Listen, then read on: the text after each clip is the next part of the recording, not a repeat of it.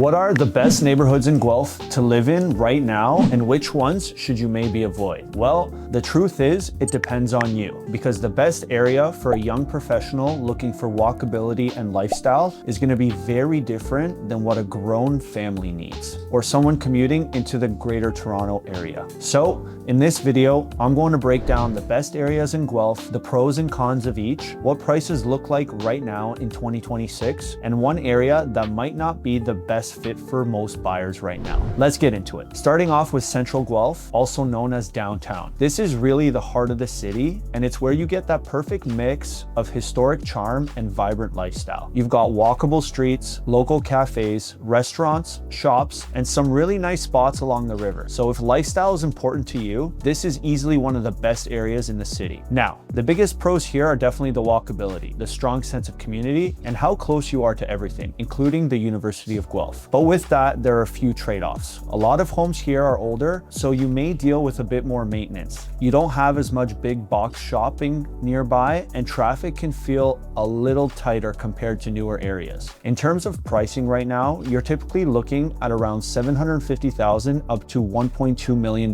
plus for detached homes, and condos usually range between $450,000 to $900,000. So overall, this area is perfect for young professionals, downsizers, or even investors looking for something central. Now, moving on to what is probably the most popular area right now, South Guelph. This is where the majority of growth has been happening over the last couple years, and it really checks a lot of boxes for buyers. You've got newer homes, great schools, tons of shopping, and most importantly, one of the easiest commutes to the 401. That's a huge factor for a lot of people. Some of the biggest advantages here are how family friendly it is, the quality of schools, and the convenience of being close to places like Stone Road Mall and other major amenities. Now, on the flip side, this is also one of the more expensive areas in Guelph. You'll still see some ongoing construction depending on the pocket, and compared to downtown, it doesn't quite have that same character. Pricing here in 2026 is generally sitting around $900,000 up to $1.6 million or more for detached homes, and townhouses are typically between $650,000 to $900,000 range. So if you're a family or a commuter, this is easily one of the best options in the city. Next up is East Guelph, and this is where things start to get a bit more affordable. The area has more of a quiet residential feel, and it's a great option if you're trying to get into the market without pushing your budget too far. One of the biggest advantages here is the value you get for your money, and you still have decent access to the 401 using some of the back roads, which helps avoid a lot of the city traffic. The downside is that there's not a ton of shopping directly in the area, and for most things, you'll probably need to drive. Price-wise, detached homes are usually sitting between $750,000 and $1.1 million, and townhomes are typically in that $600,000 to $800,000 range. So overall, East Guelph is a really solid choice for first-time buyers or young families looking for value. Now, let's talk about West Guelph. This is a bit of a mixed area, but it definitely has its advantages. You've got more affordable housing, good access to shopping, including Costco, and you're also close to some major employers and industrial areas, which can be a big plus depending on where you work. So from a value and convenience standpoint,